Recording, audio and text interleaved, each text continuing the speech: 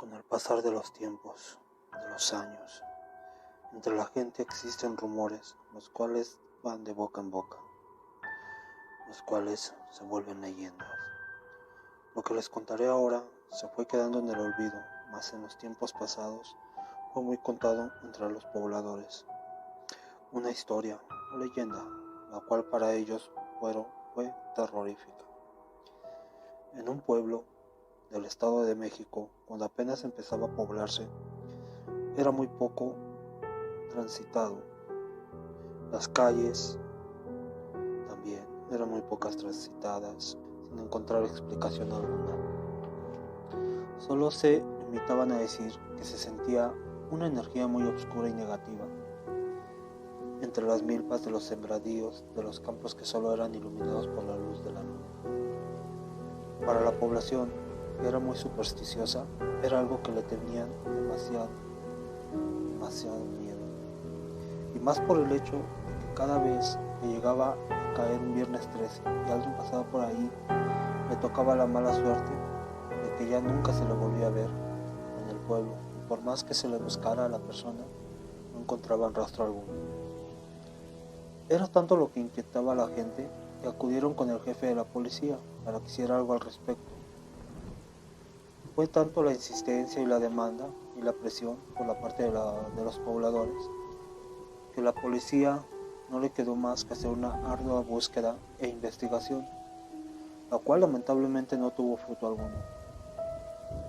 A la policía no le quedó más que decir la verdad al pueblo y que no encontraba explicación ni tenía razón obvia de lo que hubiese pasado con la gente que desaparecía.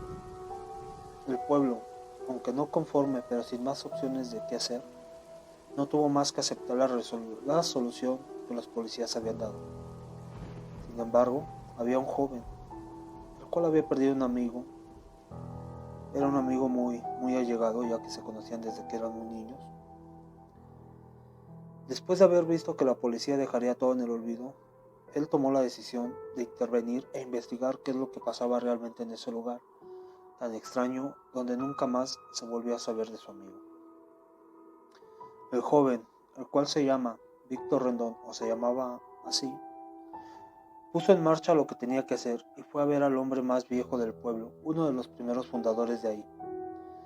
Era un señor ya de edad avanzada, el cual con gusto recibió a Víctor. El señor aquí mencionado se llamaba José Díaz. El señor recibió humildemente en su morada al joven y le preguntó que cuál había sido el motivo de venir a platicar con él. El joven le comentó que primero le agradeció por tomarse el tiempo para recibirlo y dijo: el motivo de mi visita tan repentina es para preguntarle algunas cosas con respecto a algo que está inquietando a la gente del pueblo. Mi pregunta sería, ya que usted es uno de los primeros que llegó a fundar aquí el pueblo, si usted sabría algo que pasa en esa vereda específica cada viernes exactamente a la medianoche, en donde desaparecía la gente de una forma misteriosa y en donde ni la policía encontró explicación lógica alguna. El anciano se quedó mirando fijamente a los ojos del chico y con una seriedad bastante profunda le dijo: mira, joven, a veces es mejor no hacer preguntas ni meterse en lo que a uno no le incumbe, ya que es mejor dejar las cosas así. Por lo tanto, te pediré de la forma más cordial que te retires de mi hogar y nunca más vuelvas, porque de mí no encontrarás respuesta alguna, y no es por ser grosero, pero no te gustará saberlo. Y aunque Víctor no estaba muy de acuerdo, no le quedó más que retirarse, ya que el viejo se veía muy firme en su decisión y no habría forma de hacerlo cambiar de opinión. El joven se quedó con esa inquietud del por qué el viejo no le quería decir nada. Le entró más la curiosidad y no quiso dejar en el olvido todo esto, y entonces siguió adelante con su propósito y prometió seguir adelante con esto hasta dar con el meollo del asunto. Víctor empezó a realizar un plan para ir a ese lugar el próximo viernes 13 que llegara, y asistir a ese lugar, y aún estando consciente de lo que pudiera pasar, llegar hasta las últimas consecuencias y buscar una explicación lógica a todo lo que pasaba en el pueblo. Así que fue con el padre del pueblo a pedir algunos instrumentos para su protección, como agua bendita, un rosario, crucifijo y su bendición, cosas por el estilo. El padre no estaba de acuerdo con lo que Víctor haría, ya que sería una misión muy peligrosa. También porque le tenía un gran estima al joven, ya que como sus padres del joven desde muy niño le habían inculcado la religión católica, pues el párroco lo conocía muchísimo, a él y a su familia. Pero viendo que el joven estaba firme en su decisión, no quedó más que ayudarlo y brindarle lo que él le pedía. Llegó el día y el joven emprendió su camino al lugar de los hechos. Al llegar ahí, se detuvo y exclamó unas palabras al viento, invocando a que se hiciera presente aquel ser o aquella cosa que por tanto tiempo había tenido al pueblo en un terror absoluto. Y estas son las palabras que mencionó Víctor. Veme aquí, presente.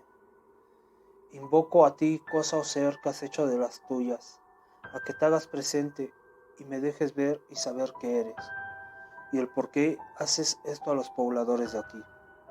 En ese momento el viento se tornó frío, hubo un silencio profundo, y todo se tornó más oscuro que de costumbre. Entonces, de entre las milpas se oyó un susurro en el viento, un susurro así como una voz infernal que dijo: ¿Quién te crees tú para venir a darme órdenes? ¿Te sientes tan afortunado para creer que saldrás librado de aquí? Sabes que no tendrás escapatoria alguna de mí.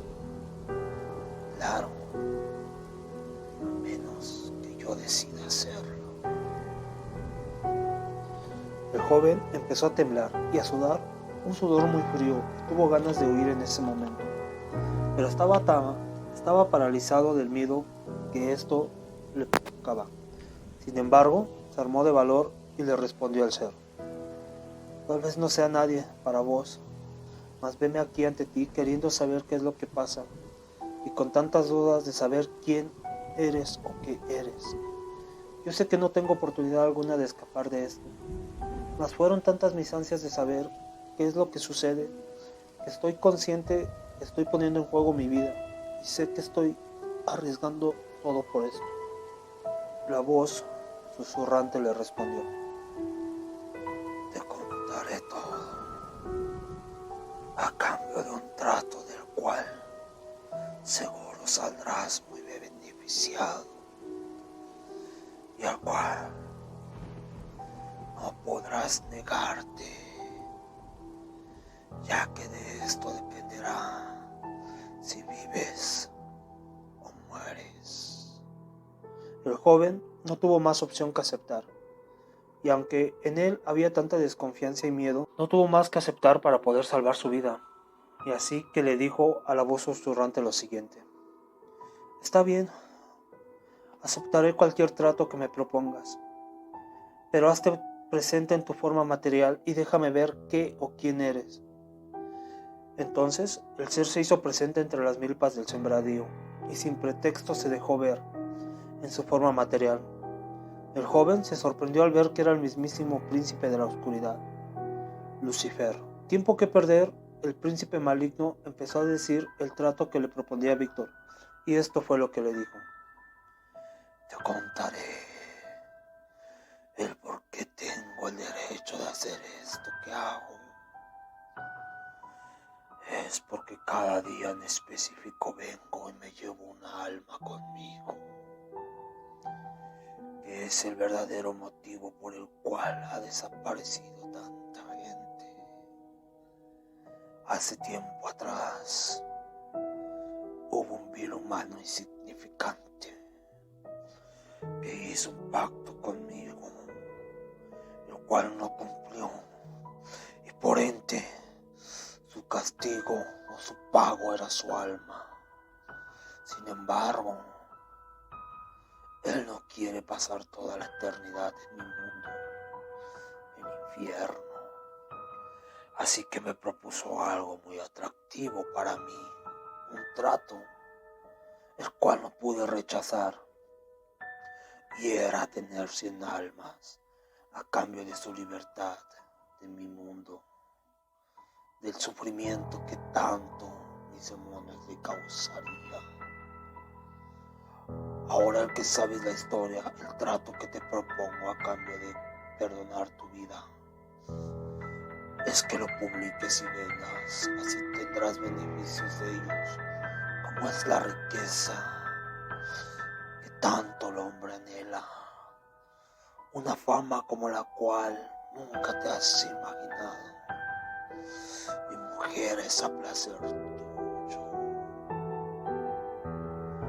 Ya dicho esto, ahora vete, y después de que tengas todo esto, vuelve aquí y dame el primer escrito que hagas. Me lo traerás un viernes 13 a la medianoche, después de que lo hayas escrito. Así que largo, maldito mano. El joven, sin pensarlo, huyó de ahí y volvió a su hogar, y se encerró por un tiempo sin querer saber de nadie ni recibir visita alguna. El pueblo, pues se enteró de lo sucedido y tenían tantas preguntas que hacerle a Víctor, pero él se negaba a decir cosa alguna de lo que sabía. Solo le pedía a su familia que le dijera a la gente que pronto sabrían todo, que él relataría un libro con lo sucedido y así sabrían toda la verdad. Llegó el día y él salió después de tanto tiempo de su hogar y se dirigió a la editorial más cercana y pidió publicaran su historia.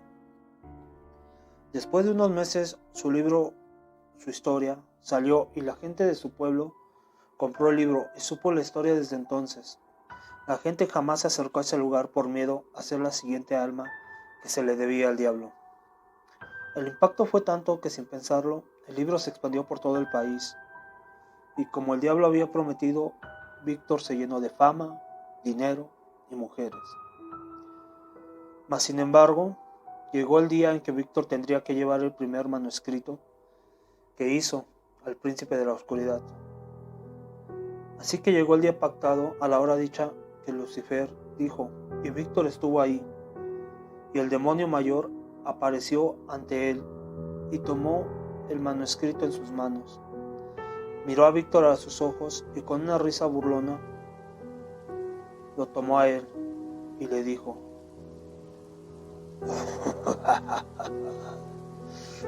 hubo algo que no te conté. El hombre que hizo el trato conmigo fue tu bisabuelo. Y esperé tanto por ti. Porque tú eres el alma 100 que él me debe. Y es hora de que seas mío. El joven se sorprendió y temió tanto, pero ya no podía escapar. Solo el joven le dijo: eso no era el trato. Me has engañado. Te has burlado de mí. Tú prometiste dejarme vivir y mira ahora. No cumples eso, maldito demonio. Lucifer respondió: te equivocas, porque perdoné tu vida, pero toda vida tiene un final. Mas nunca prometí perdonar tu alma, que ya era mía, gracias a tu bisabuelo.